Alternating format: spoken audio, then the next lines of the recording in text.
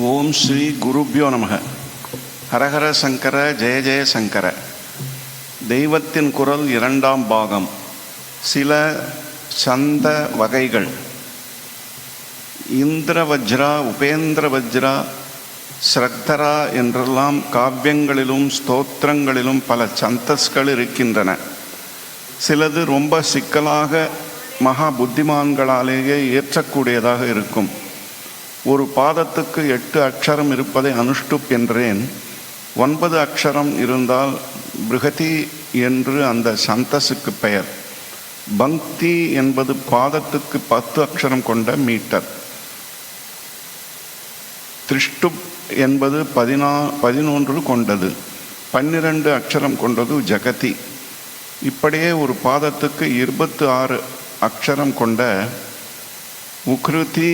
உத்கிருதி என்ற சந்தஸில் புஜங்க விஜ்ரும்பிதம் என்ற வகையில் அமைந்த ஸ்லோகம் வரை பல மீட்டர்கள் உண்டு.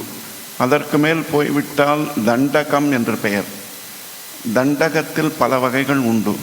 திருத்தாண்டகம் என்று அப்பர் பாடினது தண்டக சம்பந்தம் உள்ளதுதான். விருத்தங்களுக்கு பேர் அழகாகவும் பொருத்தமாகவும் காவிய நயம் உடையதாகவும் இருக்கும். புலி விளையாட்டாக பாய்ந்து பாய்ந்து போகிற மாதிரி ஒரு சந்தஸில் அக்ஷரங்கள் போகும். அதற்கு சார்தூல விக்ரீடிதம் என்று பெயர். சார்தூலம் என்றால் புலி, விக்ரீடிதம் என்றால் விளையாட்டு. இது பாதத்துக்கு 19 அக்ஷரம் கொண்ட அதிதிருதி மீட்டரில் ஒரு வகை. ஒவ்வொரு பாதத்துக்குள்ளும் இந்த 19 அக்ஷரங்கள் 12 என்றும் 7 என்றும் பிரிய வேண்டும்.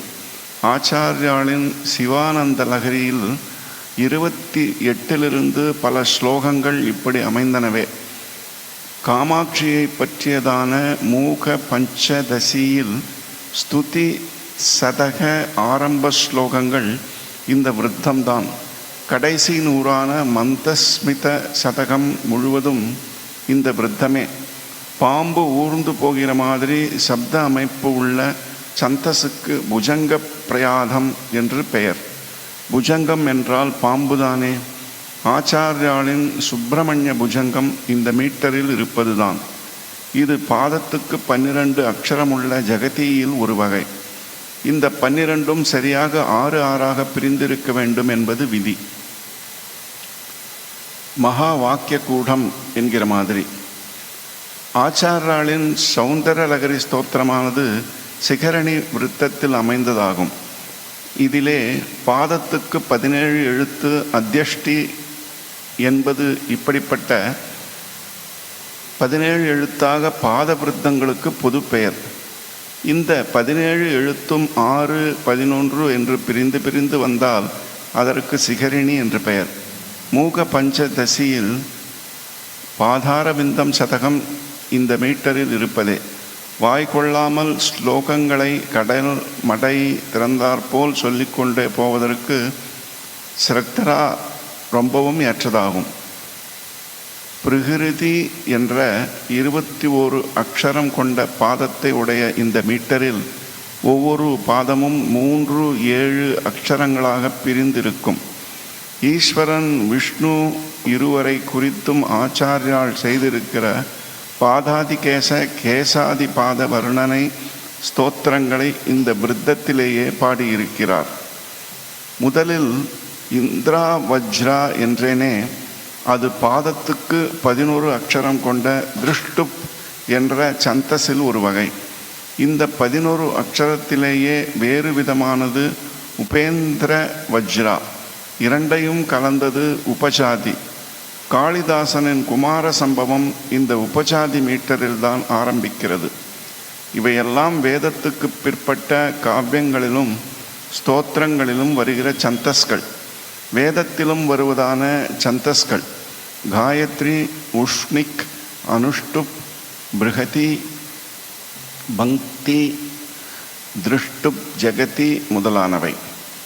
காயத்ரி மகாமந்திரம், அதுவே மந்திரராஜன் என்று கொண்டாடுகிறோமே, அப்படிப்பட்ட உயர்ந்த மந்திரத்துக்கு அது அமைந்துள்ள காயத்ரி என்ற சந்தஸை வைத்தே பெயர் அமைந்திருக்கிறது.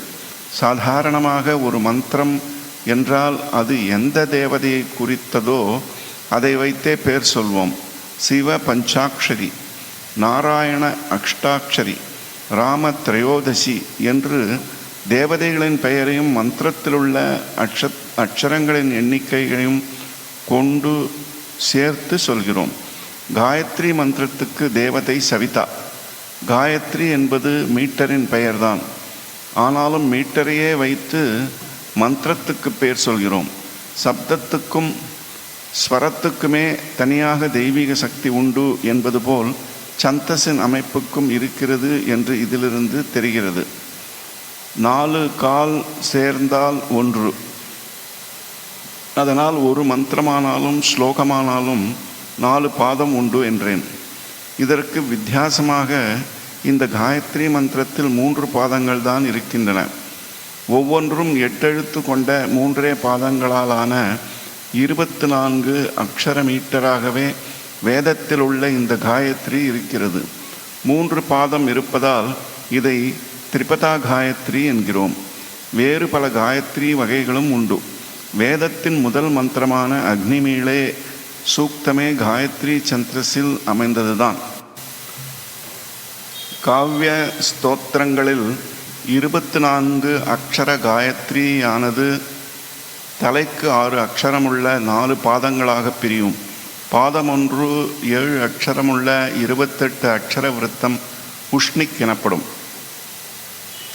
இதுவரை சொன்னதெல்லாம் அக்ஷர கணக்கு, அதாவது குறில் நெடில் என்று வித்தியாசம் பார்க்காமல் அ ஆ இரண்டையும் ஒரே அக்ஷரமாக கணக்கு பண்ணிக்கொள்ளும் முறை. மற்ற இடங்களில் குறிலை ஹ்ரஸ்வம் என்றும் நெடிலை தீர்க்கம் என்றும் சொன்னாலும் இந்த புரோசோடியில், அதாவது சந்தஸ் சாஸ்திரத்தில் குறிலை லகு என்றும் நெடிலை குரு என்றுமே சொல்வது வழக்கம். குறில் நெடில் வித்தியாசமில்லாதவையே விருத்தம் என்றும், வித்தியாசம் பார்த்து மாத்திரையை கணக்கெடுப்பதை ஜாதி என்றும் சொன்னேன் அல்லவா? இப்படிப்பட்ட ஜாதிகளில் குறிலுக்கு 1 மாத்திரை, நெடிலுக்கு 2 மாத்திரை என்று கணக்கு. குறிலே இன்னின்ன எழுத்துக்கு முன்னால் வந்தால் 2 மாத்திரை என்றும் அதில் உண்டு. ஒவ்வொரு பாதத்திலும் இத்தனை அக்ஷரம் இருக்க வேண்டும் என்பதற்கு பதில் இத்தனை மாத்திரை இருக்க வேண்டும் என்பது விதி. முன்னமேயே சொன்ன ஆர்யா என்ற மீட்டரில்தான் மூக பஞ்சதசியின் ஆரம்பமான ஆர்யா சதகம் உள்ளது. ரொம்பவும் உயர்ந்தவள் ஆதலால் ஆர்யை ஆக இருக்கப்பட்ட அம்பாளை ஸ்தோத்திரம் பண்ணுவதோடு மீட்டரும் ஆர்யாவாக இருப்பதாலேயே ஆர்யா சதகம் என்று பெயர். இதிலே அக்ஷரங்களை கணக்கு பண்ணாமல் மாத்திரைகளை கணக்கு பண்ணினால்தான் ஸ்லோகங்கள் ஒரு கிரமத்தில் செய்யப்பட்டிருக்கின்றன என்று தெரியும். அக்ஷர கணக்கு பண்ணினால் இதென்ன ஸ்லோகத்துக்கு ஸ்லோகம் மீட்டர் வித்தியாசமாயிருக்கிறதே என்று தோன்றும். இத்துடன் சில சந்த வகைகள் என்ற இந்த அத்தியாயம் நிறைவு பெறுகிறது. ஓம் சாந்தி சாந்தி சாந்தி.